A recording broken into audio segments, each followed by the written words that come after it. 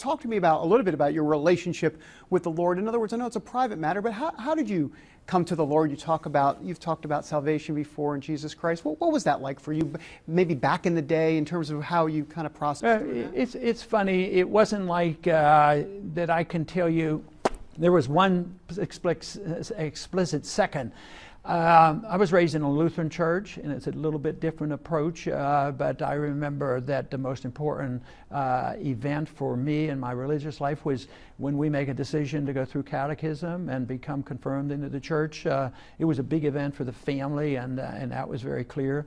In the early years when I was in high school, I went to several of the rallies with Billy Graham, and that had an effect on me too. Matter of fact, I was listening to one of his sermons the other day, and it brought back memories of having listened to him. And he brought up the subject of being born again.